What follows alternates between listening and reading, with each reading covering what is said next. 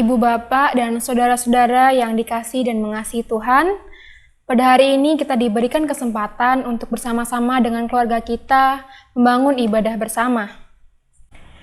Mari kita mulai ibadah keluarga ini dengan keyakinan bahwa pertolongan kita berasal dari Allah yang telah menciptakan langit dan bumi, yang tidak pernah meninggalkan karya tangannya, dan yang kekal kasih setianya.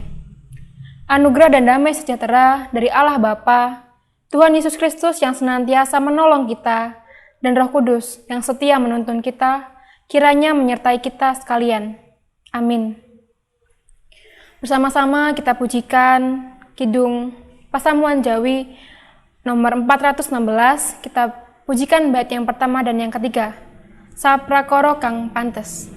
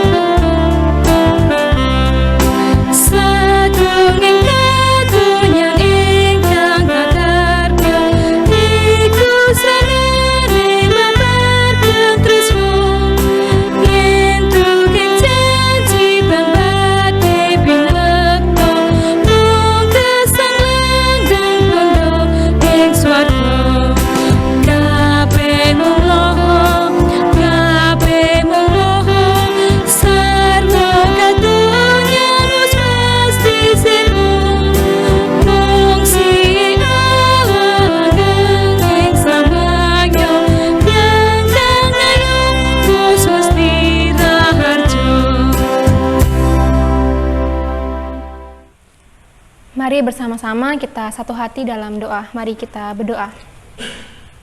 Bapa yang baik, kami berterima kasih untuk hari baik yang boleh kami terima pada hari ini, sehingga kami berkesempatan untuk membangun ibadah bersama-sama dengan keluarga kami. Tiba waktunya bagi kami Tuhan untuk membaca, merenungkan dan mengumuli firman-Mu. Kiranya Tuhan senantiasa memberikan kami, mencurahkan kami Roh Kudus-Mu, sehingga dalam kami membaca, mendengarkan serta merenungkan firman-Mu, apa yang kami perbuat dapat menumbuhkan iman kami. Tuhan kiranya urapi setiap kami dalam kami beribadah pada hari ini. Hanya dalam nama Tuhan kami Yesus Kristus kami berdoa. Amin. Sebelum kita membaca firman Tuhan, mari kita bersama-sama memujikan pujian Kidung Pasamuan Jawi nomor 435. Kita pujikan bait yang pertama dan yang ketiga. Gustimu kepareng mundut.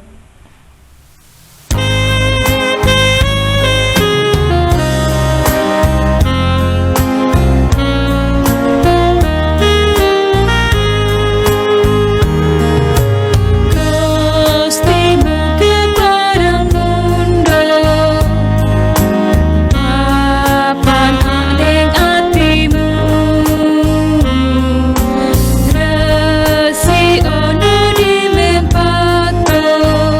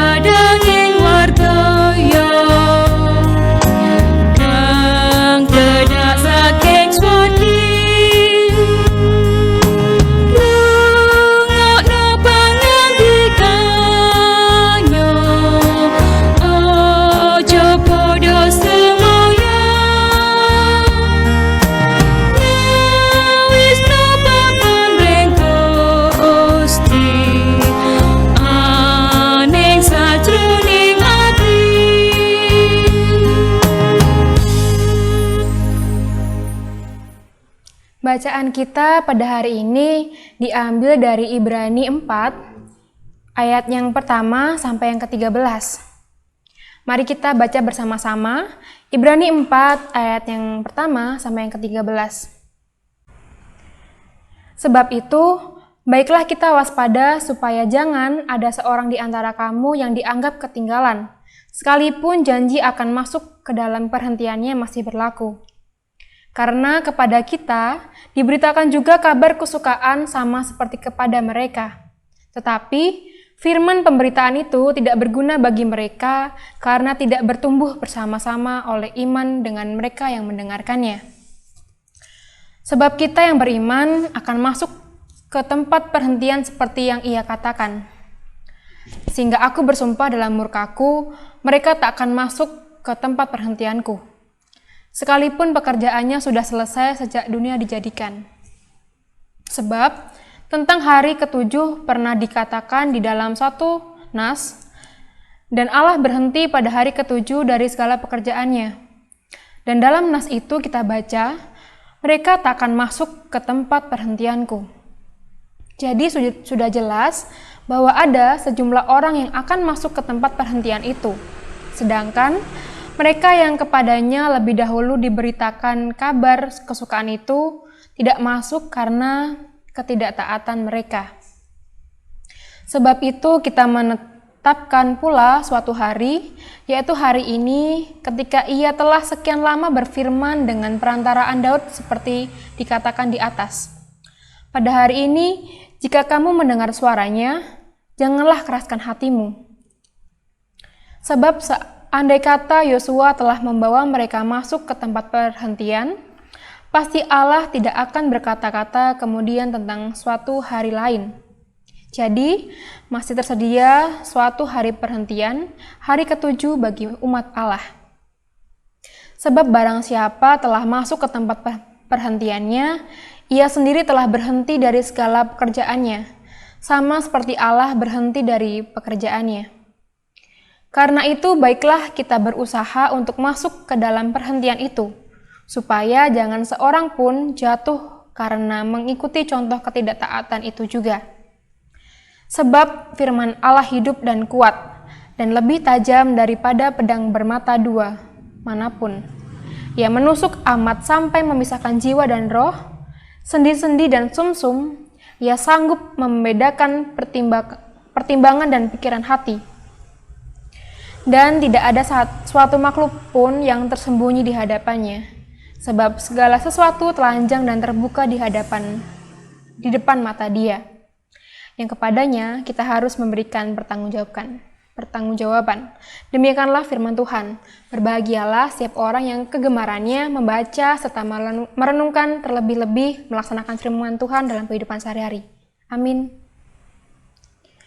Renungan kita pada hari ini akan saya beri judul, Hidup adalah tentang tujuan. Ibu bapak dan saudara-saudari warga Jemaat Mojosari, jika saya boleh bertanya kepada saudara, apa hidup menurut saudara? Jawaban apa yang akan saudara berikan kepada saya jika pertanyaan ini saya lemparkan kepada saudara? Saya yakin setiap kita memiliki persepsi atau pendapat yang berbeda-beda jika harus memberikan jawaban dari pertanyaan yang sudah saya lemparkan tadi. Jika saya harus menjawab pertanyaan ini, saya akan memberikan jawaban, yaitu hidup menurut saya adalah tentang kebahagiaan. Karena setiap orang yang hidup pasti berlomba-lomba untuk mendapatkan kebahagiaan versi mereka masing-masing. Dari pemahaman inilah saya melihat bahwa sebenarnya hidup adalah tentang tujuan. Kebahagiaan yang diinginkan setiap orang dapat kita lihat sebagai tujuan hidup. Apapun yang kita lakukan di dunia ini, pada dasarnya memiliki sebuah tujuan. Setiap aktivitas kita, apapun yang kita lakukan, hanyalah alat untuk dapat sampai atau mencapai apa yang kita inginkan, yaitu mencapai tujuan kita. Mulai dari hal yang sederhana, misalnya ketika kita menyapu rumah, tujuan kita ketika kita menyapu rumah adalah supaya rumah kita bersih. Ketika kita belajar dengan sungguh-sungguh, itu adalah upaya supaya kita dapat mendapatkan nilai yang baik. Atau ketika kita berprestasi, itu merupakan sebuah upaya agar kita mendapatkan sebuah penghargaan yang mungkin dapat memudahkan kita di kemudian hari. Ketika kita juga bekerja, kita juga berupaya, bekerja juga sebuah upaya agar kita dapat menghidupi kehidupan kita di dunia ini. Sehingga dapat dikatakan bahwa hidup adalah tentang tujuan. Ada hal yang ingin kita capai, sehingga kita perlu berusaha untuk mewujudkannya. Usaha dan hasil merupakan dua hal yang berkesinambungan. Maka dari itu kita sering mendengar pepatah, yaitu usaha tidak akan mengkhianati hasil.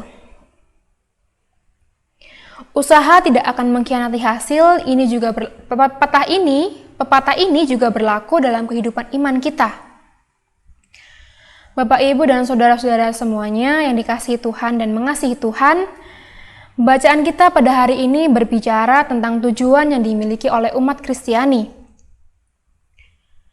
Secara garis besar, perikop ini berbicara tentang peringatan kepada orang-orang yang sudah mendengar kabar kesukaan, yang berisi tentang tempat pemberhentian.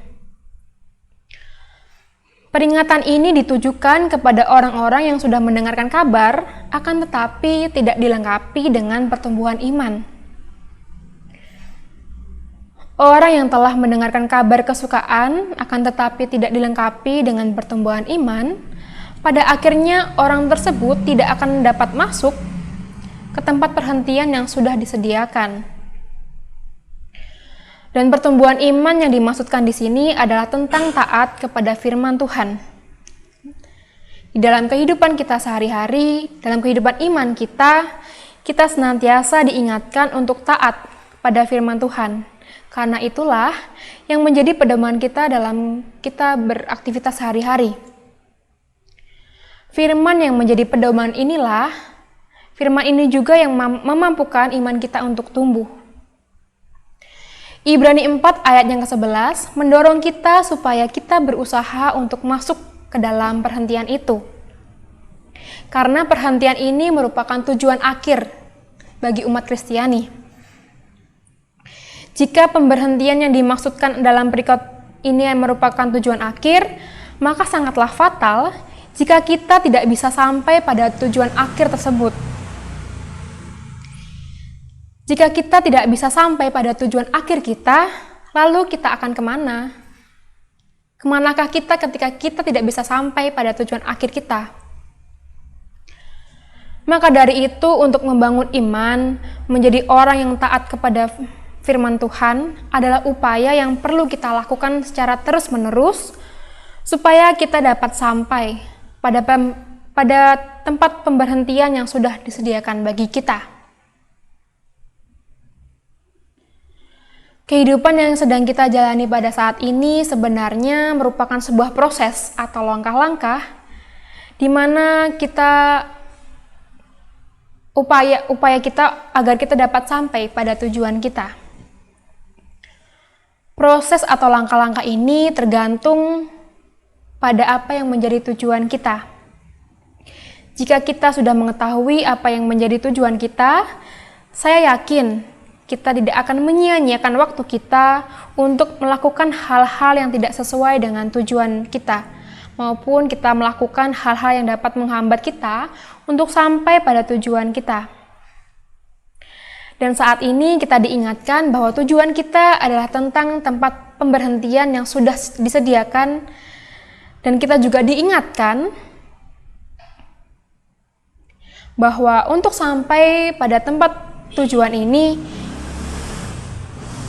hanya dapat dilakukan dengan cara taat kepada firman Tuhan. Jika kita sudah tahu apa yang menjadi tujuan kita dan kita juga sudah diberitahu bagaimana cara mencapai tujuan kita, maka dari itu yang perlu kita lakukan hanyalah melakukannya dalam kehidupan kita sehari-hari. Mari bersama-sama kita bertanya kepada diri kita sendiri, Apakah kita sudah menyadari apa yang menjadi tujuan kita sampai saat ini? Apa yang sudah menjadi tujuan hidup kita ketika kita hidup sampai saat ini? Ketika kita sudah menyadari apa yang menjadi tujuan hidup kita, langkah apa yang sudah kita ambil sampai saat ini agar kita dapat sampai kepada tujuan kita? Apakah langkah yang kita ambil sudah sesuai atau belum sesuai? Dan ketika kita bertemu dengan langkah-langkah yang tidak membantu kita mencapai tujuan kita, bagaimana cara kita untuk mengantisipasi hal-hal tersebut?